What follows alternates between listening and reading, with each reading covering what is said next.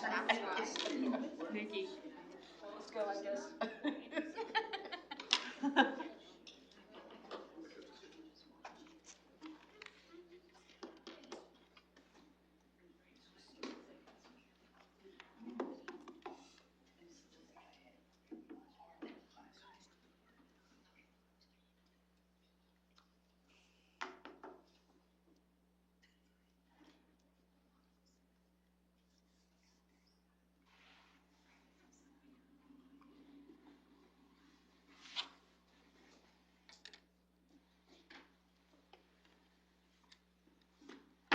Call the meeting to order, and we'll start with the Pledge of Allegiance. I pledge allegiance to the flag of the United States of America and to the republic for which it stands, one nation, under God, indivisible, with liberty and justice for all. I want to welcome everyone to the school board meeting this evening. We will remind everyone that we are live streaming the meeting, so the green light is on, and we welcome those that are joining us that way as well. So we'll start by accepting or entertaining a motion to accept consent agenda items. So moved. I have a motion by Pat. Do I have a second? Second. Second by Cheryl. Any discussion? All those in favor? 7-0. Next, we'll move down to community non-agenda items. I believe we have a guest in the room. We do. We have some Graham Creek Elementary presentations that were scheduled for today. Graham Creek had some challenge today with HVAC, so we're going to make a little adjustment, and Mr. Hearn is out sick. So our crescendo performance of their orchestra, we're going to reschedule for another date when Mr. Hearn will be able to be here and the students have plenty of time to practice. But we'd like to go ahead and recognize a 4th grader who had a phenomenal 4-H year, and they're going to share some things about the very neat things they're doing at Graham Creek with 4-H. So I believe Courtney Christians, our instructional coach, is going to kind of give us some information this evening. And I think he is going to stand here, and so we're going to all move out so that we can see, so that the World Wide Web can see you. So smile big. You can see here with you. Sure. Okay. You can just right there's fine. Ready? Yeah. Okay, so thank you so much for welcoming us tonight. Like Dr. Johnson said, we did have some unplanned events happen at Graham Creek today, so we're all a little thrown off a little bit, but before I get started, I do want to say thank you very much. The school board, I would like for you guys to know how much Dr. Johnson and Carrie and Todd were so helpful for getting all of us to where we needed to be, keeping all the kids safe. So I just want you guys to know on behalf of Graham Creek that we are so thankful for everything you guys did today. So as Dr. Johnson said, my name is Courtney Christians. I'm the instructional coach at Graham Creek. And when this idea was first presented to me about having this presentation, I was so excited because I was going to be here as a mom. And then today, Mr. Hearn was like, oh, by the way, I'm sick, so it's tag, you're it. So I was like, okay. So I get the opportunity of being here not only as a mom, but also as our GCE representative. So I did bring my husband and my daughter along with me, so they are all here.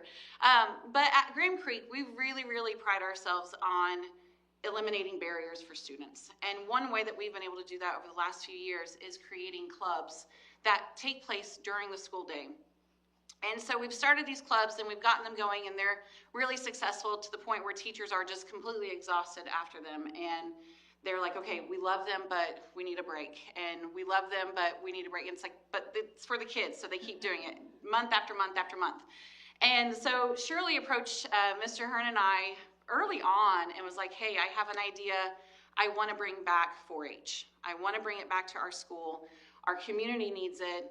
And for me, as being a former 4-H'er with Shirley as my 4-H leader, we were the wild bunch, we were all for it. And so it started off as just something that we did at Graham Creek as one of our clubs. It has blossomed into something even bigger than what I think that any of us had ever imagined that it was going to be. And now it is not only during the school day whenever we have our clubs, but it is also an after-school program to where kids are, we have so many kids that want to be involved that we've had to move it to where they do have some after-school meetings.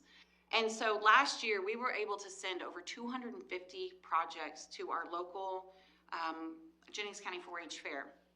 And that's huge. I don't even know how many have been in there in the past, but to have that many from one school, we just thought was phenomenal. So some of those projects even were able to make it to the state fair. So we are really excited because Simon's was one of the projects that was able to make it to the state fair. He was able to put in the hard work along working with Shirley and Angie Money, and they've really pioneered, getting these projects and making them with the kids and presenting them. And Simon was even able to win grand champion at the state fair. So it was huge. We actually took a big family trip up to the state fair, all 4 kids. We all loaded up and spent the day up there and found all of his projects, and it was really, really awesome. And whenever we got there, we noticed he had a little extra ribbon on his project, and we're just kind of like, oh, we don't know what that is. A few days later, I got an email, and he had actually won the 4-H Leaders Choice Award as well. And so I'm going to bring up Shirley and Jess Bailey, our Purdue partner, and they're going to talk a little bit more about that. But it's really exciting. His project is actually it's housed at the 4-H headquarters at Purdue, and it gets to go around the entire state for the entire year to be showcased throughout the state of Indiana. So I'm going to let those 2 come up, and then they can, and Angie as well, and then that way they can kind of talk to you more about it, and then we'll go from there. You stay here. Yeah, it's your project. Okay,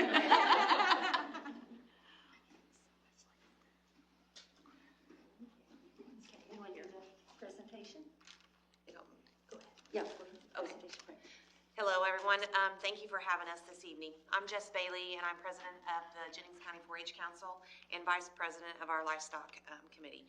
I get the privilege tonight of awarding this award to Simon. As Mrs. Christ-Johns did say, he won grand champion with this project. Now, I just want to remind you, to win grand champion at the state fair, it's from all the counties. There's 3 projects from each county in the whole state of Indiana that are at the state fair. So he went up a bunch of projects. So then he won grand champion out of all those. And then you add to that Leaders Merit Award. So then that's when all the grand champions go into that pool and they all decide on whose project deserves that. Well, Simon's project was deserved that. So with that, I would like to present to you this rosette with the State 4-H Leaders Choice Award.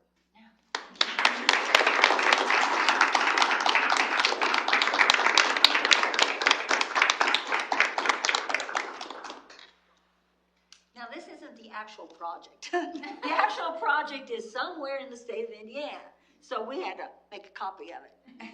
Good thing I kept it on the computer. So Angie's going to talk about our club. All right, currently we have 26 3rd through 6th grade that meet on club days with us. There were so many that wanted in our club that, like Courtney said, we had to open up to the after school program, and that has 25 members. We had to make a cut there because Shirley and I are the ones that take care of it, so it's tough wrangling all of them at once. We also do mini 4-H. That's kindergarten through 2nd grade. We have 20 students during the day and 21 students after school. So if you add that up, we have A bunch. 37 kids in the afternoons. But all of them are so excited. They're like, when's our next club meeting? When's our next club meeting? And we're like, let's get through the weather. Let's get through holidays. We'll get you there. This year, our goal is for 300 projects at our fair. I think we're going to make it. And also, we send kids to 4-H camp, which is usually the 1st of June. And this year, our goal is to send 15 students. And with that, they only have to pay half of the camp costs, which we received a grant from the Southeastern REMC to help with that. So. Which Courtney put in for us and got it. They do all the hard work. It's easy for me to send in paperwork. So we are so thankful that they are willing to do that and take on that. That I would say it's not a burden, but that it's not easy what they do. So to be able to do that not only during school, but after school and with the littles, I mean, we all know that with littles, it's like herding cats. So we are so thankful that the two of them are willing to do that for us, and we so appreciate it very much. After her kids get done with their projects, first thing they go say, can we go show mom? So yeah, go show mom your project. So, all right. Well, thank you guys so much. Can I get a group picture? Yeah, absolutely. And could Simon tell just a little bit about his project so that we can learn a little bit of what you learned about the state forest? I mean, it's about the Selma, oh, I can't say it. The forest, it's about the forest. And It's been a year since you It's made the okay. project. You want me to hold it for you while you explain it? it was about like all the stuff there. They have like many different trails. They have different, I don't think it's on here, but they have different like rules and stuff for like hunting and all that. They have, I'm pretty sure, different fishing like lakes, I'm pretty sure. And then, I don't know exactly where, but it says over here the location, but there are many different trails that are like pretty long, couple miles long. And then on there it also says when it was made, and I don't know if it goes to now, but it has different pictures on here of like different parts of the Selmeyer State Forest. Great. Thank you for sharing. Courtney, jump in that picture too. Simon, hold that award for us. You might need some help with the posters so you can display the. Got it? Perfect. Just like that. Got it? Okay. 1, 2, 3. Got it. Thank you. Thank you so much. Our scrapbook for 4-H, and I happened to find a real good picture of Nikki today. About 8 years old. Red hair and all. Yeah. Great I think Courtney and I are both proud Wild Bunch We are, fans. yes. Yes, we are. Thank you guys so much. Thank you so much for all those opportunities for our kids. Thank you.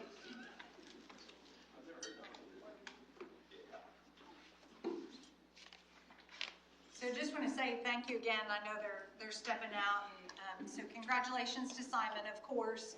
Quite an accomplishment, and so we're super proud of you. So thank you for putting the work in, and again, we're very proud of you. The whole board is.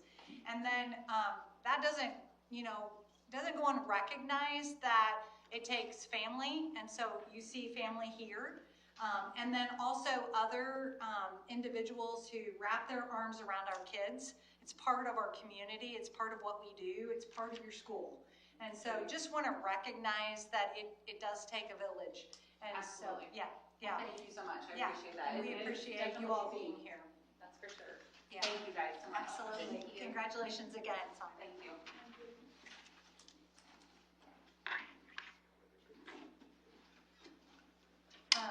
I know Courtney touched just really quickly on Grand Creek. If you don't mind, and I know you did as well, but if you don't mind just sharing, since she did, and just because this is going to be live streamed, just maybe what happened today and what we did with the kids in order to keep them safe. Do you mind? Yes, no, not at all. So we had an HVAC issue this morning that developed rapidly at the beginning of the day. And so since we knew we would not be able to have that corrected immediately, and it involved somewhat of a natural gas smell, because that's what's connected to our HVAC there, we had to make the decision to move the kids. They were already arrived at school, so sending them back home to houses that could be empty is just not a viable option. So we made the decision to move the entire school population to NVE for the day. And that's something that we've had to do in emergency situations in the past, so we have a system and a way of doing that in a safe manner. The kids, they handled it beautifully. I think that their teachers and staff were so calm and positive about it that to the kids, it was a fun adventure. As an extra field trip, I had a first grader today at bus dismissal tell me he got to climb the rock wall. It was the best day ever because NVE has a rock wall. So the students were moved in town. We put a phone call out to parents and told them they could pick them up if they'd like to at NVE. And some chose to do so, but the majority did not. So the students spent the day at NVE in classrooms. We had space for them. They had lunch. They got to go to specials. And at the end of the day, they returned to Graham Creek and were dismissed from there. Actually, though, we found out with our HVAC that the part that caused the situation, we had that part headed to us ready to fix, and they put that on, but the part further down the line then failed as well. And that part has to be fabricated and made specifically to fix it. So someone is doing that for us this evening in Indianapolis, and they will bring it to us tomorrow and hopefully get it installed.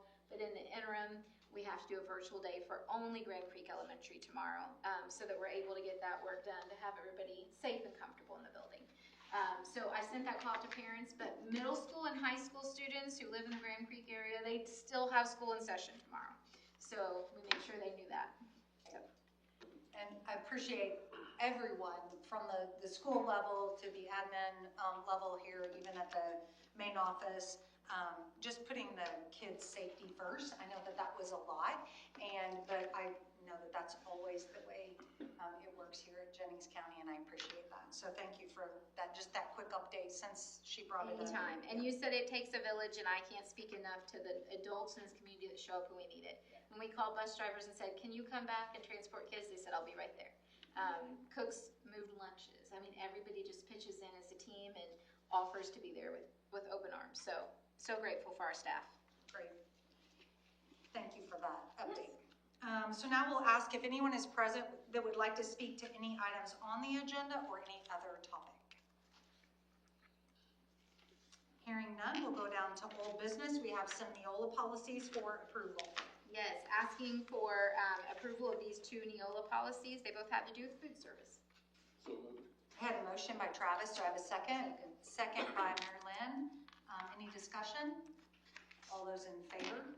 7-0. Next, we'll go down under programs. We have an advanced math course addition. Yes, I'm asking for approval for 6th, 7th, and 8th grade math courses.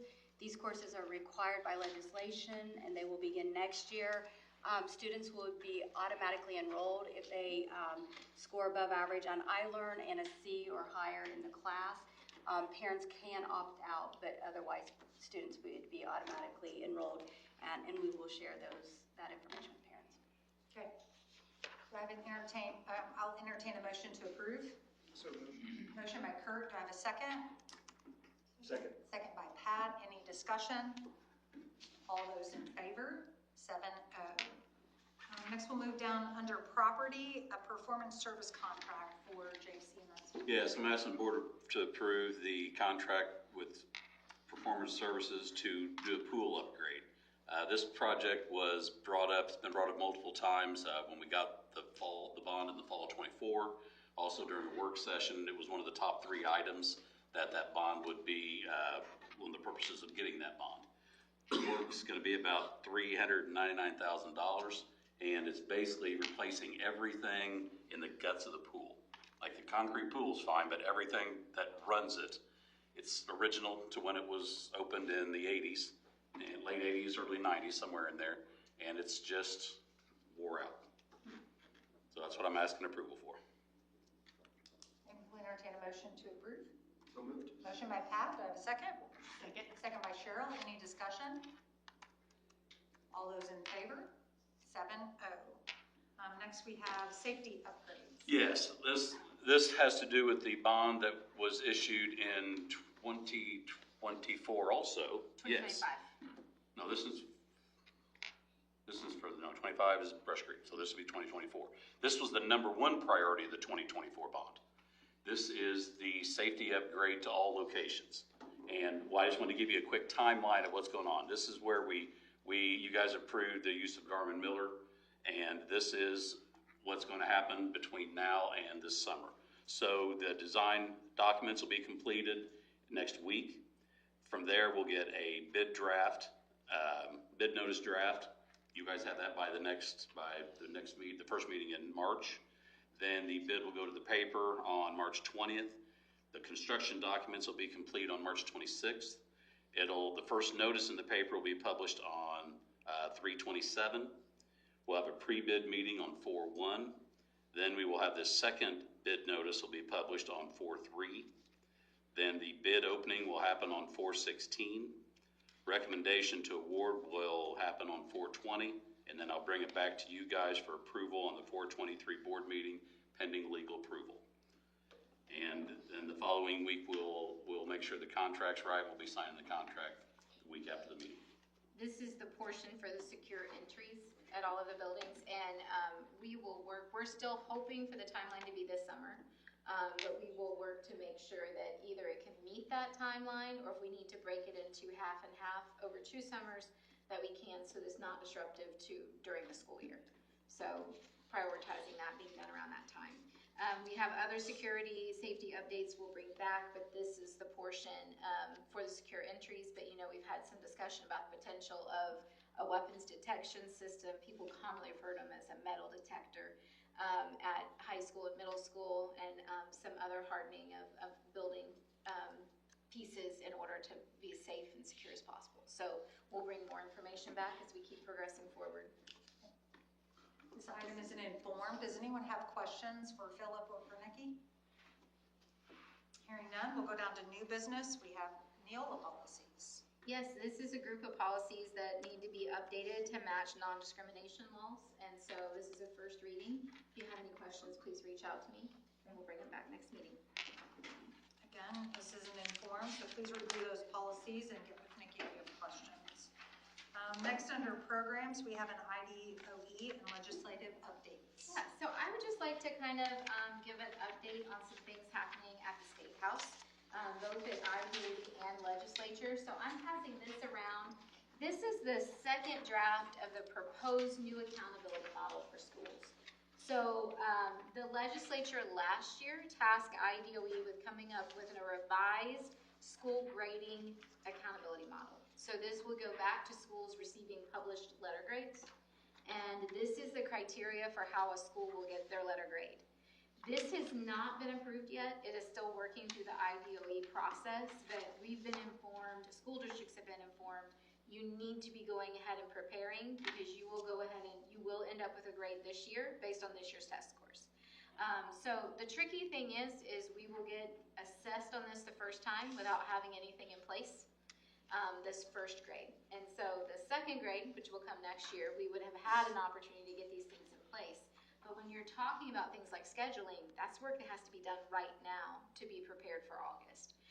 So we've been working on that, and you'll notice some things that have been on the agenda and that are upcoming on the agenda that goes along with it. So I just wanted to highlight what they have so far.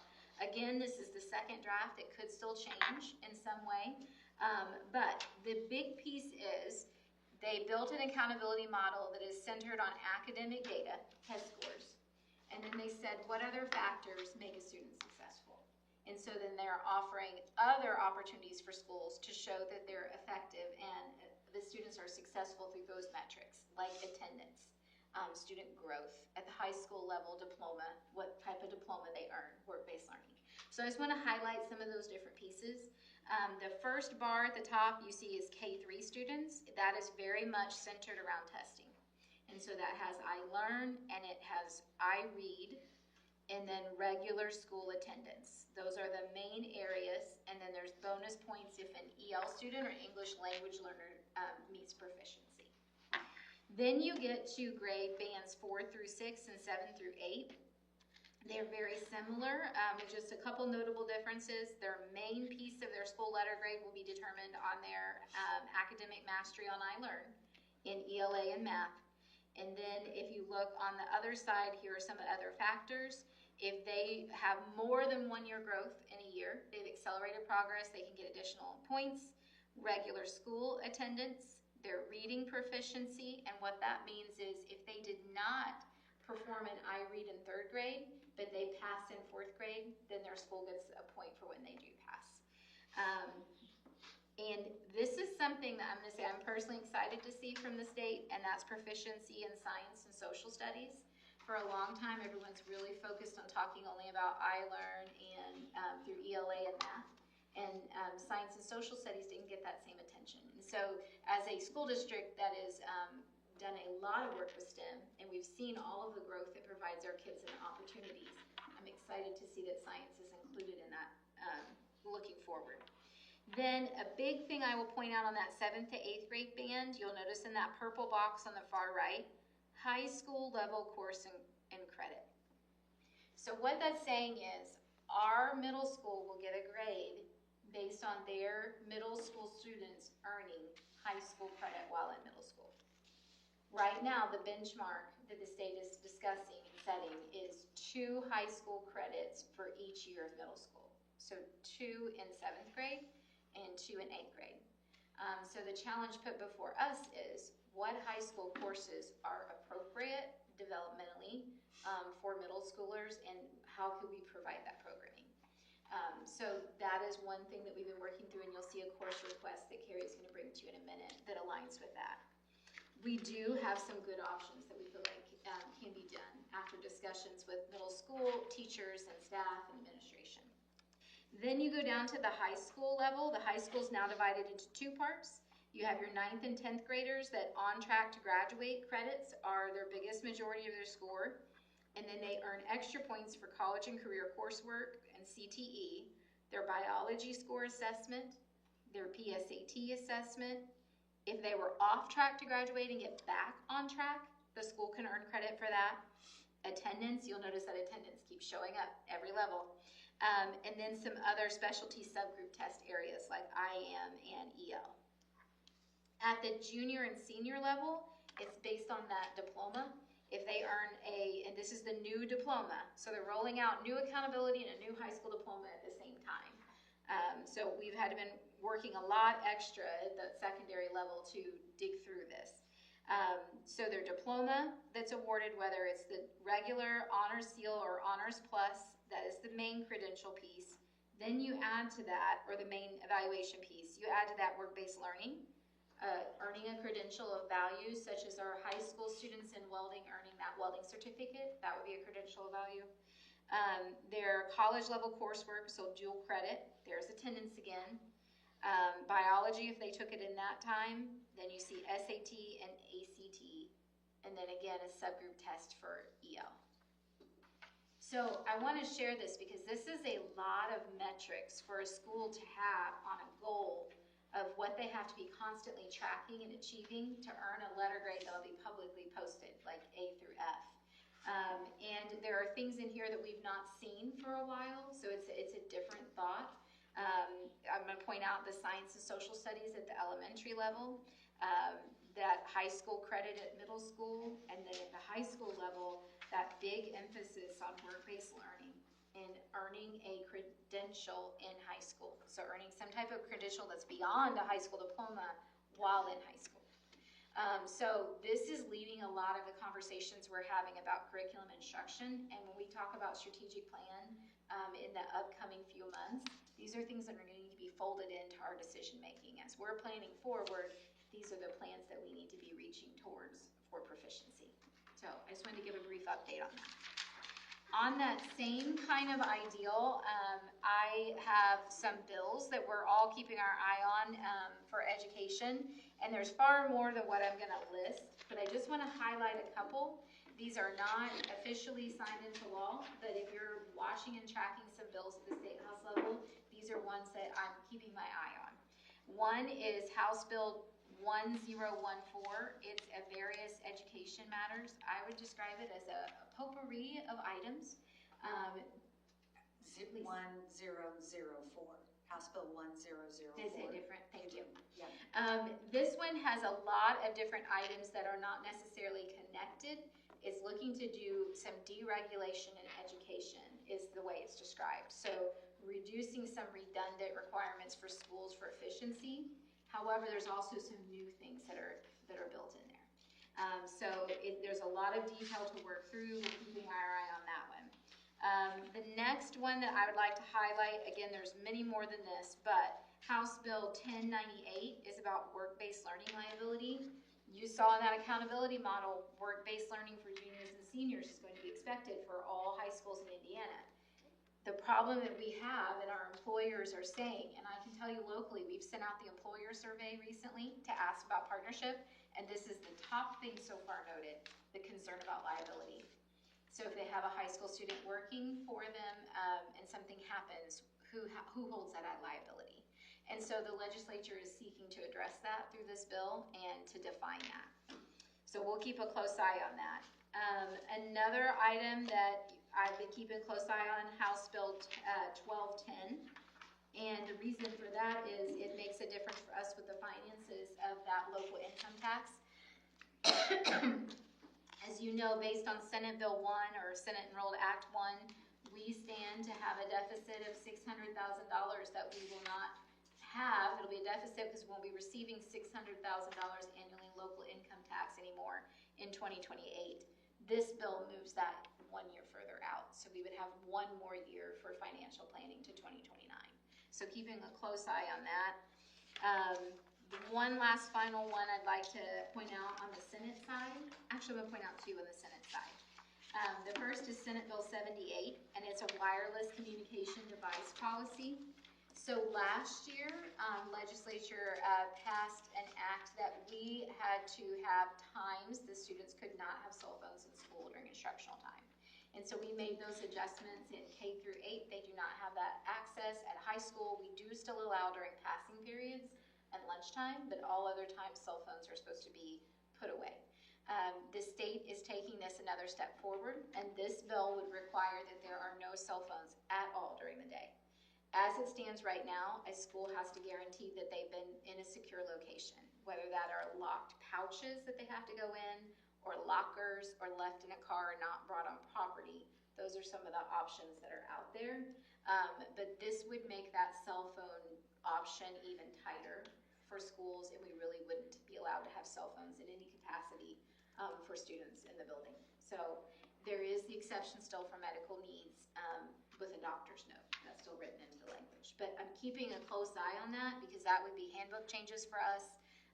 And for our schools, there would be some communication with parents about what that change is and how we need to handle that at the school level.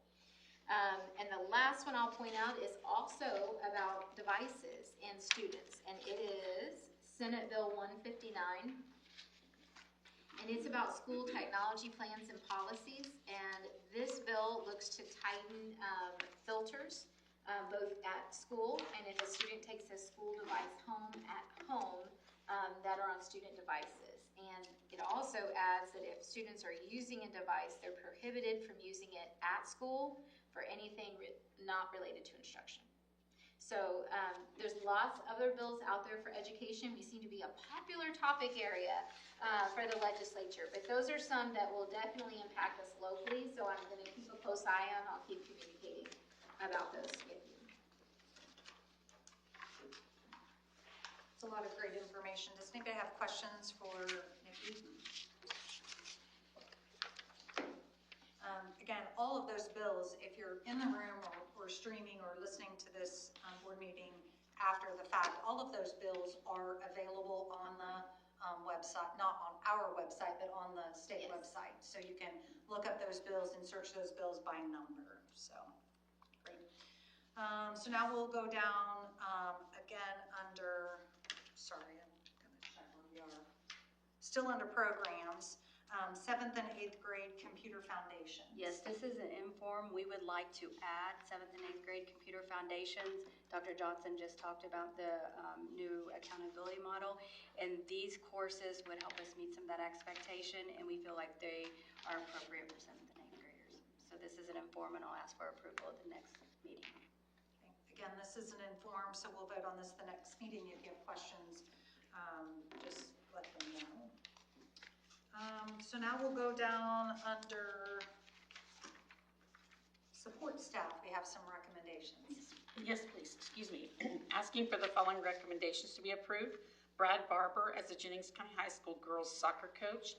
Anthony Jarvis as Jennings County High School volunteer football coach, and Mallory Rocky as JCMS Sped Parapro. We'll entertain a motion to approve those things. I have a motion by Mary Lynn. Do I have a second? Second. Second by Cheryl. Any discussion? All those in favor? 7-0. Next, we'll go down under finances. We have some donations. Yes, I'd like asking approval for the board on the following donations. Hayden Elementary, Steve and Tina Brewer, $100 for student assistance. High School, the Harmon Group, donation of clothing and shoes. North Vernon Elementary, anonymous $100 for supplies. First Baptist Church Mission Team, $1,000 to purchase shoes for students. Hayden Methodist Church, $150 for student snacks. NVIC, $100 to purchase a mini projector for the news crew. Tucker Real Estate, $600 to purchase coats for students in need. Sand Creek, Sheridan Bergmeyer Moore Fund, Avenue of Flags, $200 for student activities. Scipio Elementary, the Scipio Geneva Township Fire Department, $200 for school lunches. And Scipio Methodist Church, $100 for student meal accounts. Entertain a motion to approve those donations as read.